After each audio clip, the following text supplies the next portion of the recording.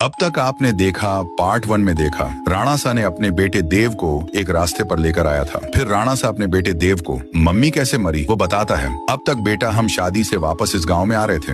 हमको आते आते 7 बज चुके थे। सारे घरों की खिड़ ढकी, दरवाजे बंद थी। तभी मैंने तुम्हारे मम्मी कहा, नंदनी अब हमारा घर बहुत दूर है और वो लोग आ जाएंगे। फिर तुम्हारे मम्मी बोला, हाँ तुम सही कह रहे हो, हमको झाड़ी में, वरना कहाँ तो छुपना पड़ेगा। तभी नंदनी ने एक टूटी फूटी लकड़ी के झोपड़े की तरफ इशारा किया। मुझे वह झोपड़ी आज की रात बिताने के लिए सही लगी, इसलिए मैं झोपड़ी में जाने का फैसला किया। हम दोनों झोपड़ी की ओर जाने लगे। हम उसके काफी नजदीक आ गए थे। मैं तो उस झोपड़ी के अंदर चला गया, पर तुम्हारी मम्मी बाहर रुक के किसी से बात करने लगी। मम्मी को एक छोटी बच्ची रोके बोल रही थी, आंटी मुझे बहुत डर लग रहा है, मैं बाहर छूट गई हूँ, मेरा घर बहुत दूर है। फिर मम्मी बोली, बेटा तुम रो मत, तुम एक काम करो, हमारे साथ आओ। इतना बोलते ही उस छोटी बच्ची ने माँ के चेहरे पर हमला कर दिया। तुम्हारी माँ वहीं पर मर गई। मैंने जोर से चिल्लाया। नंदनी फिर वो लड़की मेरे पास आकर मुझको बोली, आओ ना अंकल, बाहर हम साथ में खेलते हैं, बाहर आओ ना, क्यों डर गए, अरे आना, और हंसने लगी। राणा सा ने देव को ये माँ की कहानी बता के तीसरा दिन था। देवराजू की टपरी से एक कुरकुरा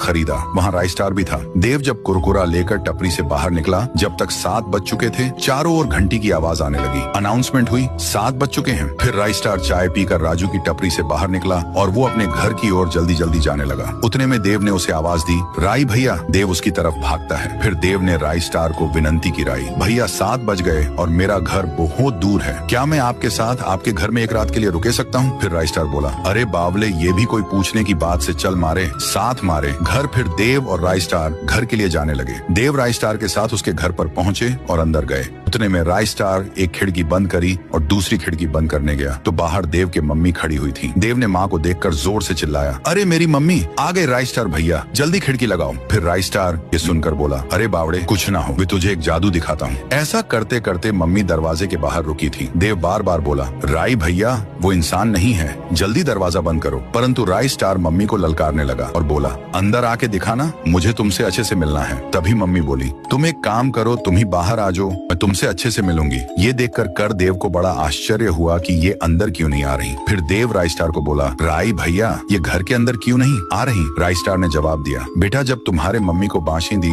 नोच नोच कर मार दी थी और थारा बाप साला झोपड़ी में ही था, वही सब मैं खिड़की से देख रहा था। मेरे मन में सेम सवाल आया कि बाशिंदी झोपड़े में अंदर घुस के थारे बाप को क्यों नहीं मार रही थी। यही जानने के लिए मैं अगले सुबह उस झोपड़ी के अंदर चला गया और चारों तरफ मकड़ी के जाल के सिवा वहाँ कुछ नहीं था। मैंने जब कोने में देखा तो वहाँ पर एक चमकदार जादुई सर की शेप में भोपड़ा था और वो वही भोपड़ा देख वहाँ रखा हुआ है। इसीलिए ये बाशिंदे अंदर आ सकते समझ गया कि और इसी की मदद से थारा बाप बच पाए